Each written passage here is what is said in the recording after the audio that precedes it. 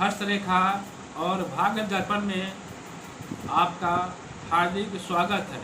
मैं जयप्रकाश शर्मा आप सभी को हृदय से कोटि कोटि नमन करता हूँ। सबसे पहले मैं आप सभी को बहुत बहुत धन्यवाद देना चाहता हूँ।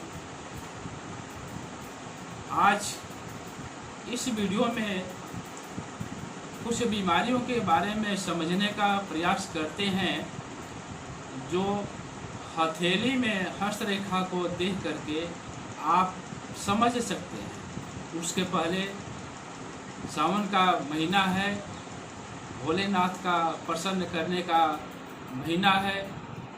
हम आपसे निवेदन करेंगे कि आप शिव जी का जितना स्मरण ध्यान पूजा पाठ करें उतना अच्छा है। हम यह बताने की कोशिश नहीं कर रहे हैं कि यहाँ से आप धतूरा लेकर चले आइए और रात भर में आप करोड़पति बन जाएंगे। यह सामुद्रिक शास्त्र है, यह एक ज्ञान है, यह एक विज्ञान है।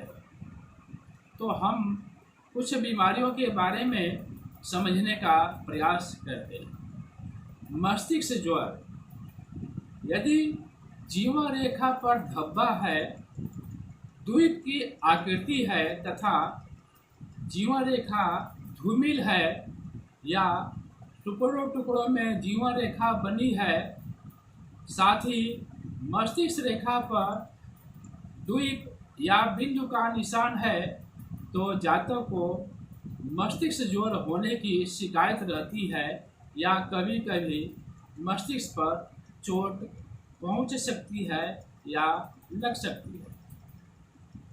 दमा का रोग, फेफड़े का रोग जिसे कहते हैं, जीवा रेखा पर बिंदु हो और वहां से एक रेखा निकल करके ऊर्ध्व मंगल पर जाती है और बुध रेखा श्रृंखलाकार हो, तो जातक को कंठ, गले और फेफड़े का रोग होने की संभावना रहती है।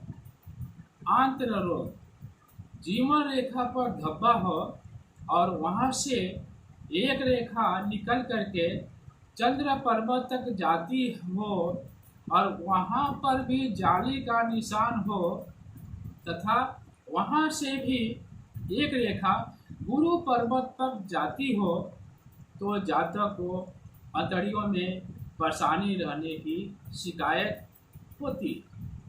हृदय रोग, जीवा रेखा पर धब्बा हो तथा वहां से एक रेखा निकल करके सूर्य पर्वत तक जाती हो और वहां पर कोई द्वीप, क्रॉस या बिंदु हो, तो जातक को हृदय रोग होने की संभावना बनी रहती है।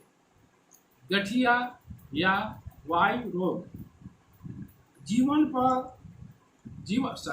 रेखा पर कोई बिंदु हो तथा चंद्र पर्वत पर जाली का चिन्ह हो या क्रॉस हो या अस्पष्ट तारे का चिन्ह हो, इसके साथ ही साथ कोई रेखा शनि पर्वत तक चली जाए और वहां पर भी कोई बिंदु का निशान हो, तो जातक को गठिया रोग होने की शिकायत रहती है।